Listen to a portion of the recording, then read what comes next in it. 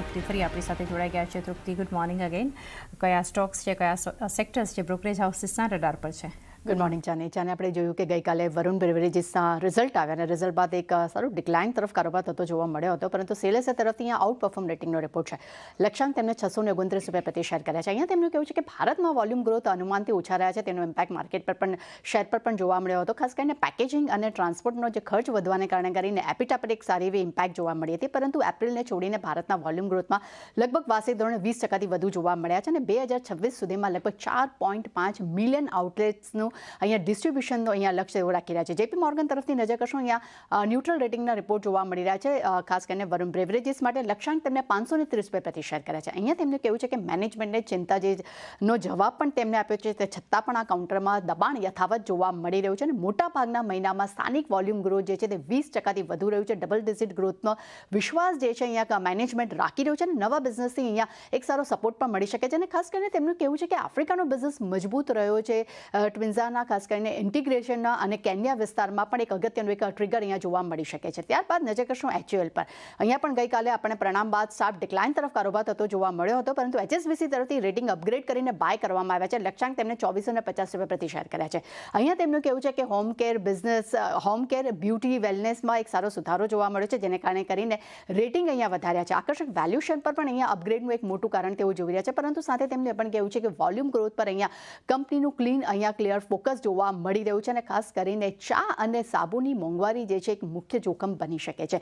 ચોલા ઇન્વેસ્ટમેન્ટમાં નજર કરશો, HSBC તરફથી ખરીદારીની સલાહ સાથે લક્ષ્યાંક તેમને 2140 રૂપિયા પ્રતિ શેર કર્યા છે. અહીંયા તેમનું કહેવું છે કે ક્વાર્ટર વનના પરિણામ મજબૂત રહ્યા છે, AUM મજબૂત રહ્યું છે, માર્જિન મજબૂત રહ્યા છે, અસેટ ક્વોલિટી પણ મજબૂત રહી છે. સાથે તેમનું એ પણ કહેવું છે કે NIMમાં જે મજબૂતી જોવા મળી છે, જેને કારણે કરીને ઓછા ક્રેડિટ ખર્ચથી અનુમાન પણ અહીંયા વધારવા જોવા મળ્યું છે અને બીજી કંપનીની સરખામણીએ આ કાઉન્ટરના વેલ્યુએશન અહીંયા ખૂબ જ આકર્ષક લાગી રહ્યા છે.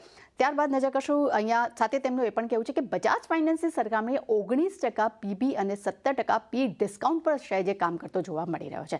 જેપી મોર્ગનનો રિપોર્ટ ચોલા ઇન્વેસ્ટમેન્ટ માટે ઓવરવેટ રેટિંગનો છે. લક્ષ્યાંક તેમને 2075 રૂપિયા પ્રતિ શેર કર્યા છે. અહીંયા તેમનું કહેવું છે કે પરિણામ અનુમાન મુજબ રહ્યા છે. ખાસ કરીને ક્વાર્ટર વનમાં જ FY27નો ક્રેડિટ ખર્ચ ગાઈડન્સ જે છે તે કંપનીએ હાંસલ કરી લીધો છે અને FY27નું આઉટલુક પણ અહીંયા ખૂબ જ મજબૂત તેમને લાગી રહ્યું છે.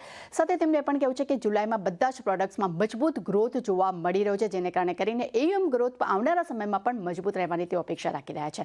CLSA તરફથી પણ અહીંયા ચોલા ઇન્વેસ્ટમેન્ટ માટે આઉટ પરફોર્મ રેટિંગના રિપોર્ટ સાથે લક્ષ્યાંક તેમને 1970 રૂપિયા પ્રતિ શેર કર્યા છે. અહીંયા તેમનું કહેવું છે કે દરેક ફ્રન્ટ પર કંપનીના પરિણામ મજબૂત રહ્યા છે. મજબૂત ફીસ ઇન્કમ જોવા મળી છે, ઓછા ઓપરેટિંગ ખર્ચથી ક્રેડિટ ખર્ચનો પણ અહીંયા ઘટ્યો છે, ડિસબર્સમેન્ટ છે તે પણ પોઝિટિવ આવ્યું છે. AUM ગ્રોથ જે છે અહીંયા 20% પર જોવા મળ્યા છે. NIM પણ એક સ્થિરતા જોવા મળી છે. ખાસ કરીને નેટ સ્લિપેજીસ છે તે વાર્ષિક આધાર પર અહીંયા 40 બેસિસ પોઈન્ટ સુધરીને લગભગ 2.5% પર જોવા મળી રહી છે. એવેન્યુ સુપરમાર્ટ પર નજર કરશું, HSBC તરફથી અહીંયા રિડ્યુસ રેટિંગનો રિપોર્ટ જોવા મળી રહ્યો છે. લક્ષ્યાંક તેમને 3530 રૂપિયા પ્રતિ શેર કર્યા છે. અહીંયા તેમનું કહેવું છે કે સ્ટોક્સમાં ઉમેરવાનું જે ગાઈડન્સ જે છે તે અનુમાનથી ઓછું રહ્યું છે, જે બજારને ખાસ પસંદ નથી આવ્યું. ખાસ કરીને સેમ સ્ટોર સેલ્સ ગ્રોથ જે છે અહીંયા માત્ર 8% રહ્યો છે અને કંપનીની રણનીતિમાં પણ કોઈ પણ પ્રકારના અહીંયા ફેરફાર કરવામાં નથી આવ્યા. એવેન્યુ સુપરમાર્ટ માટે CLSA તરફથી આપણને આઉટ પરફોર્મ રેટિંગના રિપોર્ટ સાથે લક્ષ્યાંક 5723 રૂપિયા પ્રતિ શેર કરવામાં આવ્યા છે. અહીંયા તેમનું કહેવું છે કે નવા CEOની હાલની રણનીતિ જે છે અહીંયા યથાવત જોવા મળી રહી છે. 15% સ્ટોર ઉમેરવાનો જે લક્ષ્ય છે જે બજારના અનુમાન કરતાં ખૂબ જ ઓછો રહ્યો છે અને 3 વર્ષમાં FCF પોઝિટિવ રહેવાની પણ તેઓ અપેક્ષા રાખી રહ્યા છે. અને છેલ્લે નજર કરશું કોફર્સ પર. જેફરીઝ તરફથી ખરીદારીની સલાહ સાથે લક્ષ્યાંક તેમને 2040 રૂપિયા પ્રતિ શેર કર્યા છે. અહીંયા તેમનું કહેવું છે કે ઓર્ગેનિક ગ્રોથ અને ઇન્કોર માર્જિન જે છે તેને ખૂબ જ સરપ્રાઇઝ કર્યા છે અને મજબૂત ડીલ વિન્સ અને ખાસ કરીને એક્ઝિક્યુશન ઓર્ડર બુક જે છે અહીંયા 45% અહીંયા વધતી જોવા મળી રહી છે. એટલે ચાંદની ડેફિનેટલી દરેક પર એક સારી એક્શન આજે દિવસ દરમિયાન જોવા મળશે અને FMCG કાઉન્ટર જે ખાસ ફોકસમાં રહી શકે છે ફરી. જી તૃપ્તિ, આભાર.